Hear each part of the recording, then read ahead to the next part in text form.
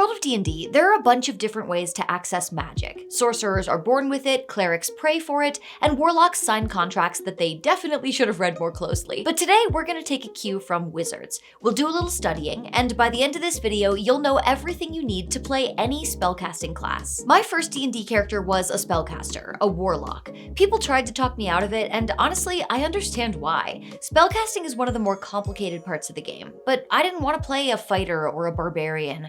I didn't want muscles, I wanted magic. I wanted an eldritch sugar daddy. I wanted a fiend with benefits. So I ignored the warnings, and it didn't take long before everything clicked. If you think you might want to play a spellcaster for your first character, well, you're in luck because class is in session. Welcome to Magic School. I'm your instructor, Professor D, because that's the grade you'll get if I catch you drawing summoning circles in the cafeteria. Seriously, people are eating. You've got a full class schedule today, so let's not waste any time. First on the docket, magic economics. Spellcasters don't have unlimited magic, so let's talk about what magic costs and how you pay for it. To understand spellcasting, you must first understand spell slots. Think of these as the currency that you spend every time you use magic. There are different levels of spell slots from 1 all the way up to 9. Let's imagine that a level 1 spell slot is like a copper coin, suitable to buy a cheap, simple spell. Level 2 is silver, level 3 is gold, all the way up to 9, which is more like a diamond. You have a daily allowance, and as you level up, your allowance grows, so you can afford more powerful spells. There is a set library of spells that you can learn, and different spells have different price tags, with the stronger ones being more expensive. For example, there's a spell called Firebolt that's a level 0 spell, also known as a cantrip. These are free to cast, you don't have to spend a spell slot to do it, and you can cast them as many times as you want. On average, Firebolt deals about 5 damage to one target. It'll kill your average farmer, but aim it at a bandit captain, and all you'll have is a pissed off bandit captain. Then there's Fireball, which is a level 3 spell and deals an average of 28 damage to everybody in a 20-foot sphere. Your angry bandit captain can survive one of those, but not 2. And then there's Incendiary Cloud, which is a level 8 spell and deals an average of 45 damage over and over again for 10 rounds. With damage like that, who even needs a sword? Important note here, spell level and character level are different. A level 3 character cannot cast 3rd level spells. This is because different classes get access to spells at a different rate. So warlocks can cast 3rd level spells starting at level 5, but paladins can't do it until level 9. Suckers. That's what they get for being goody two-shoes. Now, just like in real life, nobody's gonna stop you if you wanna overpay. If you're out of 1st level spell slots, you can spend a 2nd level slot to cast a 1st level spell. You just don't get any change. It doesn't work the other way around though. You can't spend 2 1st level slots to cast 1 2nd level spell. That's kind of where my coin metaphor breaks down, honestly. I'm still workshopping it. Some spells actually get more powerful when you cast them using higher level spell slots. This is called upcasting, and it usually means the spell can deal more damage, hit more targets, or last longer if you spend more on it. It's not all spells, just the ones that say so in the description. For example, if you upcast Fireball, you get to add 1d6 to the damage for every level. These kinds of spells are really valuable because they keep pace with you as you level up. Basically, you never outgrow Fireball. One kind of spell you can't upcast is the Humble Cantrip.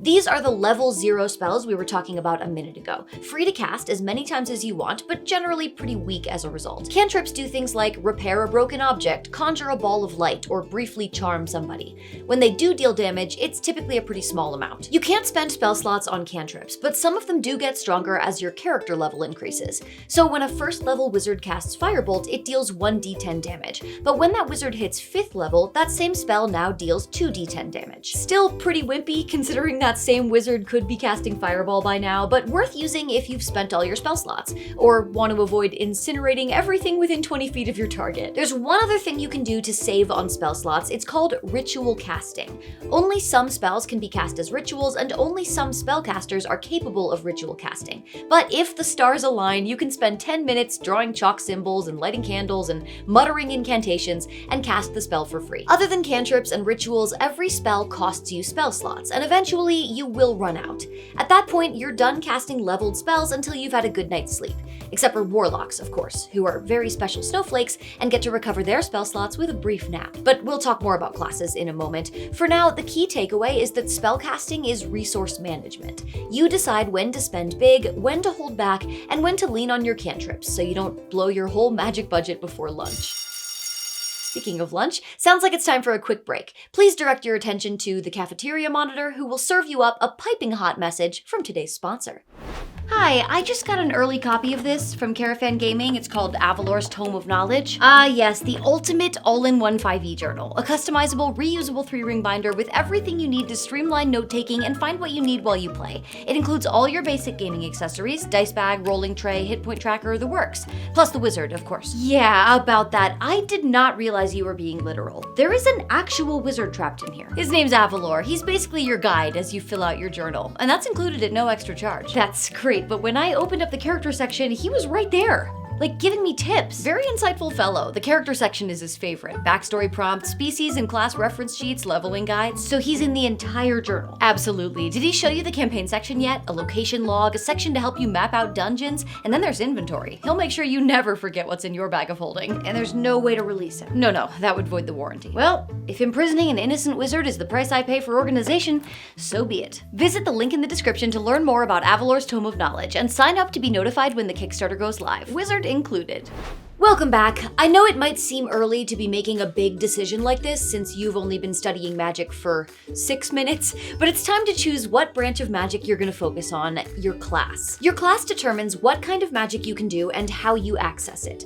Bards not only cast different spells than rangers, but learn and access those spells in different ways. Spellcasters fall into a few broad categories that describe how much magic they use and how central it is to what they do. And we're going to start with the overachievers. Full casters. These are the ones who major in magic, minor in magic, and spend their free time, you guessed it, doing magic. Spells are their whole deal. This group is made up of druids, bards, clerics, wizards, and sorcerers. If you're playing one of these classes, you'll be solving problems and fighting enemies primarily with magic. Each of these has their own quirks. Druids can magically transform into animals in addition to casting spells. Bards can use their magic music to grant a buff called bardic inspiration. Clerics can create unique magical effects by channeling the power of their deity. Wizards are experts at ritual casting and spell slot recovery, and sorcerers can modify their spells with a feature called metamagic. Don't panic, this isn't going to be on the test. These unique features are all described in the class pages of the player's handbook, so you can easily reference them while you're playing. The main thing to remember is just that for all these classes, spellcasting is their bread and butter.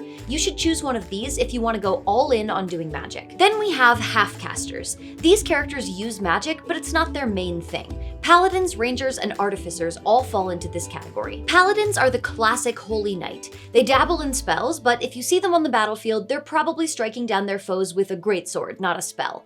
Rangers are wilderness scouts who can use magic to shoot their arrows extra good, and Artificers are magic inventors who are typically pouring magic into their gadgets rather than casting spells in the field. For half-casters, magic exists to boost their primary skill. For them, spells are a more limited resource, just one of the tools in their toolbox. And then we have third casters. These are martial classes, that is, physical combatants, who do magic as an extracurricular. They only get spellcasting if they choose a specific subclass. That is, fighters don't get magic except for the Eldritch Knight. Rogues don't get magic except for the Arcane Trickster. You don't get a subclass and the magic that might accompany it until level 3, whereas full and half casters start casting right away at level 1. Third casters improve their magic a lot more slowly than other casters because it's just their side hustle. They have other things to focus on. This terminology, by the way, full caster, half caster, third caster, these are community terms. You won't find these labels in the rulebooks. They're just a convenient way to talk about how different classes approach their spellcasting. You might have noticed someone missing from these lists, the Warlock.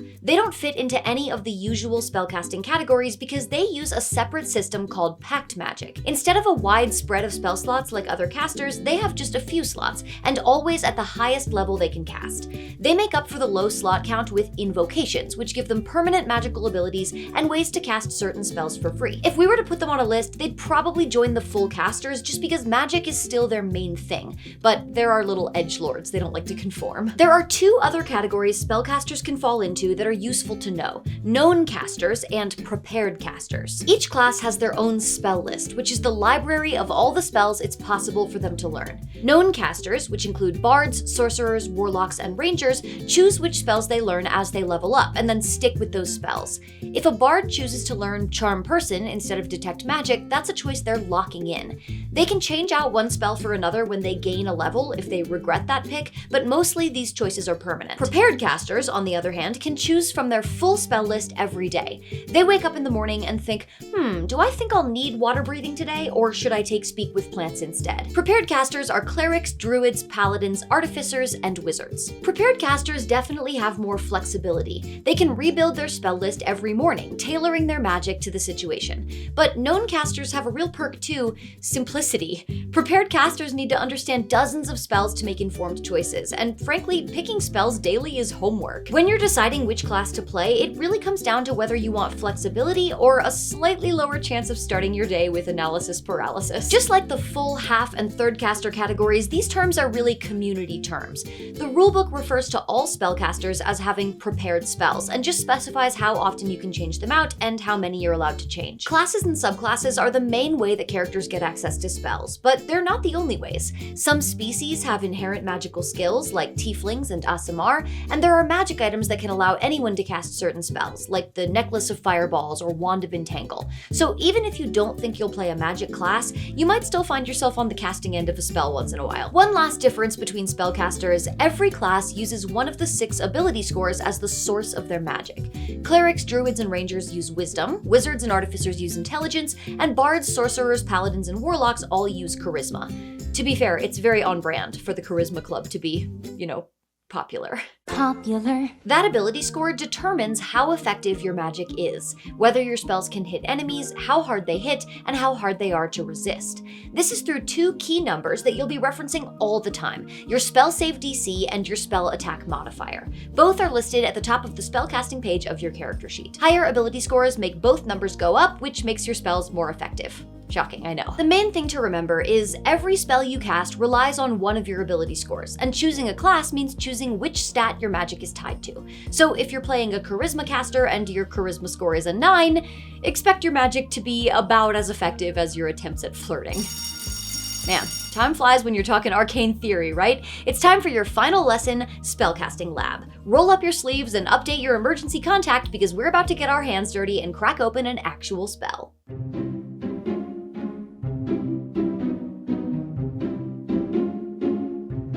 Metaphorically dirty, of course. Nobody wants spell guts on their hands. Today's specimen is Detect Magic, a classic example of a low-level spell that contains several of the features we've been talking about. Please note, this is a controlled environment. Do not attempt unsupervised spell dissection at home, or at least not without a fire extinguisher. Let's begin by observing the label at the top of the spell. Right under the name, you'll see the words first level. If you remember from magic economics, that tells you how strong the spell is and what level spell slot you need to cast it. You'll also see the word divination. That means the spell belongs to the divination school, which is one of the 8 schools of magic.